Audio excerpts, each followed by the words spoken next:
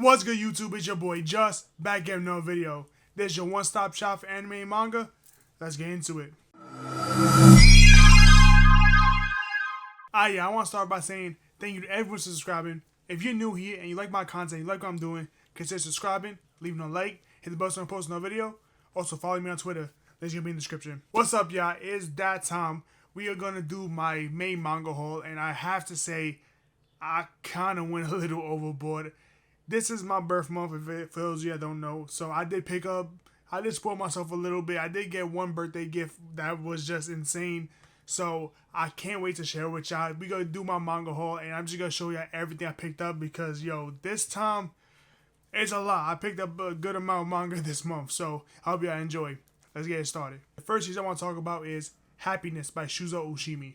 I picked up Volume 1, Volume 2, Volume 3, Volume 4, Volume 5, Volume 6, Volume 7, Volume 8, Volume 9, and finally Volume 10. So I picked up Happiness, and I gotta say, I've read this before. This is my first time picking up physically. I read it digitally a while ago. I think I read it last year, if I'm not mistaken, last year or 2 years ago.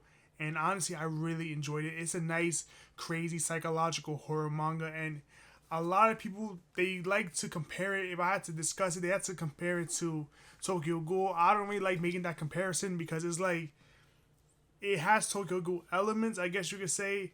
So basically with Happiness, the main character, who's like the little nerd of the school, he's walking home one day and he gets attacked by a vampire who turns him into a vampire instead of killing him. After he gets turned into a vampire, he tries to live his life normally, just trying to suppress his vampiric powers and just tries to go about his day. But he realizes that the urges to drink blood and the urges to really kill someone and be a vampire is really overwhelming him, and he basically has to decide whether he wants to try and maintain his current lifestyle, being a human, suppressing his vampire powers, or does he want to gain his own version of happiness and actually just live secluded and be a vampire and just do what vampires do normally. Now, don't get me wrong, this series is incredible. You'll see a lot of people when they talk about reading this series, you'll see that a lot of them, they'll be like, oh, I binged this series in about a day or one session and whatnot. That's because for this manga creator, he doesn't really use too much dialogue to really convey a lot of the emotions. He uses the crazy facial expressions, like the manga panels, just the scenery, to really convey the type of psychological and emotional things that are going on. Now, this series is not for the faint of heart. This is rated M for mature because it's a lot. It really deals with a lot of heavy subjects. And honestly, if you're a little squeamish or if you not of age, you really got to stay clear from this series because it's just an intense psychological horror series because a lot of messed up happens. I mean, the lengths that the characters go through to obtain their happiness, it's things that you would not want to go through. It's a very intense, just nice read, and I really enjoyed it. I know Shuzo Oshimi has done other works regarding like the psychological horror genre. I think it's Flowers of Evil and Blood on the Track. I need to read those.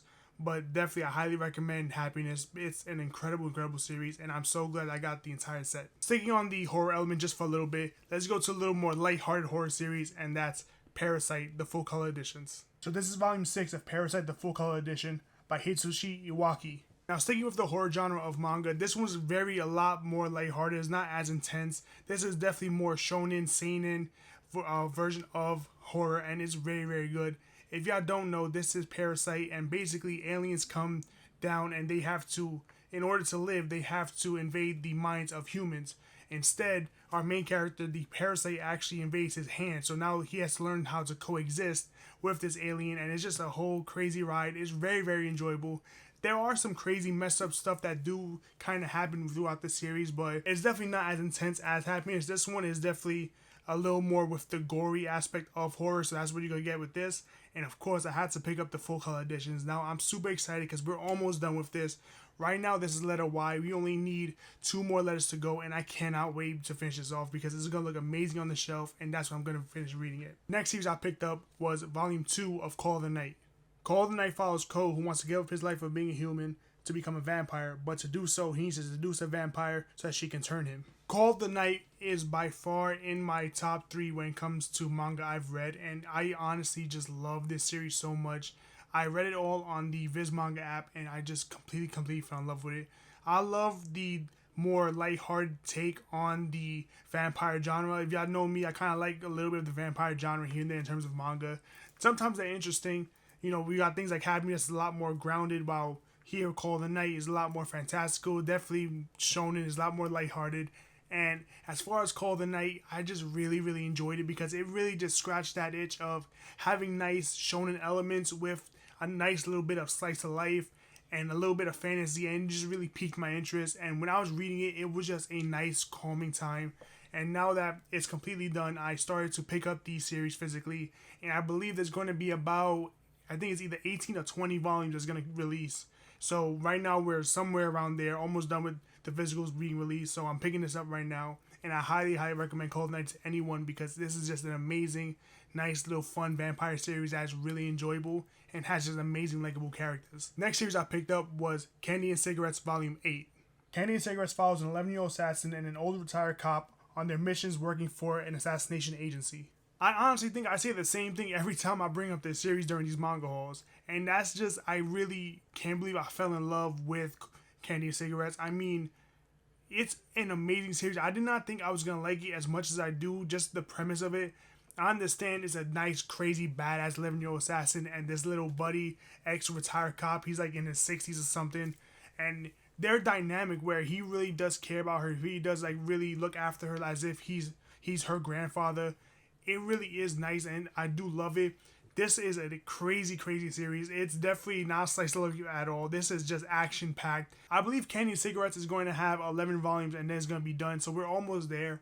And the reason this volume has a different character, if you've seen my past manga hauls, you kind of seen the covers of all the Candy and Cigarettes volumes. This one has a different girl who is basically like another 11-year-old assassin. Slight spoiler, you'll get to her eventually. I'm not going to mention anything else besides that. But that's why she's on this manga cover. And it's basically her and the current character just trying to, well, after they try to kill each other, you know, just trying to work things out, see what it is, because they're both basically these fully trained assassins who are just better than anyone there is in the world. So just basically going through Candy and Cigarettes, I'm surprised I love it as much as I do. This really needs an anime. Like, I like it enough where I was actually surprised that this doesn't have an anime. It's a little more low-key. No one really heard about Candy and Cigarettes too much. But, hey, I'm doing my job to try to put y'all on because I really think a lot of y'all will enjoy this series. It's a nice action-packed series. It's super, super fun. And just the characters are just incredible and likable. And speaking of incredible and likable characters, we had to go with Undead Unluck. I picked up Volume 1 and I also picked up Volume 2 of Undead Unluck. So here's Volume 1 and here's Volume 2 of Undead Unluck. So I picked up Undead Unluck because I really enjoyed the anime, and I read this series a little bit before, and I didn't like it too much until I saw the anime, and the anime really grew on me. Undead Unluck follows Andy, who is an immortal man, and Fuko, who can kill anyone with a single touch because she just produces an unluck aura around anyone she touches. Now, it's insane because they're called negators because they can negate any, basically the rule in the world. So in Andy's case, which is the guy, his power is undead, and Fuko, which is the girl, her ability is unluck. So because she can kill anyone with a single touch, she's really secluded. She doesn't like to touch anyone. She doesn't like to really get close to anyone. But then she meets Andy, who can't die, but he's dying to die because he just wants to. He's lived for so long already that he just wants something to experience death. And he comes to realize that however Fuko feels about you, the more loving she feels to you, the more attraction she feels to you, and just like the bigger emotion she feels to you, the bigger the source of unluck is, and is basically a bigger way you're gonna die. So Andy is basically trying to woo her so that they can eventually hook up, and that will be the way he's going to die, because he assumes if she falls in love with him and they hook up, then that's going to be the biggest source of unluck, and he can finally die and die in peace. That's like the basics of their dynamic. Now, the series takes a crazy 180 turn. It's not just a like rom-com series that I thought it was going to be. It's a lot, it's very deep elements to it. It is a lot more fun and jokey. It's a nice turn your brain off type of series. It does have a little bit of crazier elements here and there, but it's really just a standard shonen that I think everyone can enjoy because it's just a nice, fun, wacky series. Even Andy with his crazy undead abilities are just insane. The unluck abilities that Fuko has just basically, they come out of nowhere. It's just whatever wacky thing you could think of, Undead Unluck has it, and it's a nice, enjoyable series I think everyone should try out because this one is honestly is becoming one of my favorites at the moment. Now, I still haven't gotten past the anime. I really enjoy the anime, so now I'm gonna start reading it, and I think everyone should just give this one a try too. The next thing I picked up was volume 3 of It Takes Two, Tomorrow 2. Despite the occasional unexpected situations, Yuya and Ryo are more or less enjoying their daily lives together in their brand new romance. This series right here easily just piques all of my interest because it's a slice of life rom-com. I know how I feel about those. I enjoy slice of life rom-coms. They're just really, really good to me. And I like this one in particular because it's an older version of those slice of life rom-coms, because I believe he is 25 and she's 28. Something along those lines. And they're basically just moved in together, and they're going through all the trials and tribulations of a brand new relationship. You know, they've been together, I think, maybe a year or year and a half. And it's just them going through their daily lives, basically trying to stay with each other and basically just live their life and just love each other. They love each other very much. Their ultimate goal is to get married.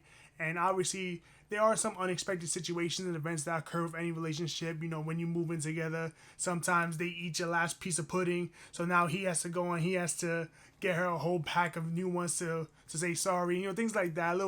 Little funny things like that. I really do find it enjoyable, especially with these nice shorter rom-com series. I think this one's only going to be 5 volumes long, which is nice, a perfect length for this, because honestly, after a while, if you try to drag on a slice of life series, I think it just doesn't hit because it loses.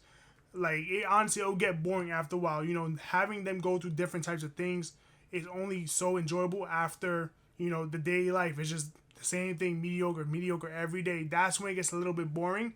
But 5 volumes is going to be really enjoyable. I can't wait. I love the third one. I can't wait for 4 and 5.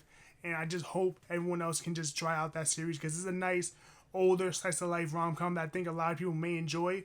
Especially if you're around my age, you can really relate to them. Next thing I picked up was volume 1 of Watch Dogs Tokyo. Watch Dogs Tokyo follows a vigilante hacker group called DedSec on their quest to expose the corruption that's taking place in the series. Now, this is a spin-off on the Watch Dogs franchise by Ubisoft, and I honestly love that game. It's one of my favorites. You know, it does have a little bit of the mixture of views, but I just love the whole hacking, you know, team hacker things like that in the game. And honestly, when I read Watch Dogs Tokyo, it's a nice series. I really enjoyed it. Will I recommend it to everyone? Probably not. This is probably the one series in this manga haul so far that I'm probably not going to recommend to everyone. You got to really enjoy just the Watch Dogs game, or really enjoy like IT and tech and hacking and things like that, because it can get a little bit real technical. And basically what is going on here is that they're trying to expose corruption in terms of voting. So they're going to vote for I think it's the governor or like the mayor of Tokyo, something like that. And obviously, because everything's done digitally, it can easily be hacked. That's where the hacker DedSec group comes in handy, and they try to expose the corruption that's taking place throughout the city. And I think this series is only going to be 3 volumes, so this is definitely more on the shorter series. I can't recommend this one too much because it is a little slower pace. There's not much that really is going on. It's not, oh my god, unbelievable, but it's a nice spin-off, like addition, if you like the Watch Dogs universe or if you like the Watch Dogs games in general. Then you should probably pick this up. Otherwise, maybe just hold off until all 3 volumes come out, and then I'll let y'all know if it really is that good. Now it's time for the final thing in my manga haul, and I gotta say shout outs to my cousin, because without him I would not be getting any of these series. And because of him, I picked up the 3rd One Piece box set. So here it is. This is the 3rd box set of the amazing series One Piece, and this has volumes 47 to 70. That follows everything from Thriller Bark to New World. Now it does say New World, but it does actually go into Dressrosa. So that's a lot of volumes. I'm just going to hold up this one for now. And I got to give a huge shout out to my cousin, because he's the one that actually got me the 3rd One Piece box set. And it's basically because of him that I even have a One Piece collection. Now, I'm only collecting One Piece through the box sets because I think that's just the best way for me personally. But let's start talking about this series. Now, I really do love One Piece. I started reading it a while ago, and I just completely fell in love. I'm super excited for this box set specifically because Thriller Bark and Dressrosa are some of my most favorite arcs in One Piece. So to have them both, I forgot they were that close to each other. It's been a while since I read these. But the only thing I don't like about the box set, and it's not really a gripe on the box set, it's just more gripe on the series itself, is that if you look closely, you'll see that the arcs are always at the top of the volumes. So obviously here you have Thriller Bark, and then it goes into New World. The problem with that is New World is technically not an arc. New World is like a saga. So it says New World, but technically you're in Dressrosa. So that's the only thing that I really don't like. I wish it said, Dressrosa at the very top, the way they do with all the volumes. But anyway, that's just a small little gripe. I know I don't have to go too deep into One Piece because it's a critically acclaimed series. Everyone knows One Piece. Even if you don't know anime or manga, you've heard at least of One Piece or at least of Luffy. So that's the last thing I picked up from my manga haul. I hope you guys enjoyed it. I can't believe that was an insane amount of manga I picked up this month. I hope you guys enjoyed my video. Thank you so much if you made it this far. And also, if you made it this far, place a like on the video. Leave a comment. Let me know what some things that you picked up in the month of May. And I really hope you guys enjoyed it. Thank you guys so much for watching. If you're new here, you like my content, you like what I'm doing, consider subscribing, leave a like, hit the buzzer to post another video, or to follow me on Twitter. Links will be in the description. This is your boy Just. I'm off this.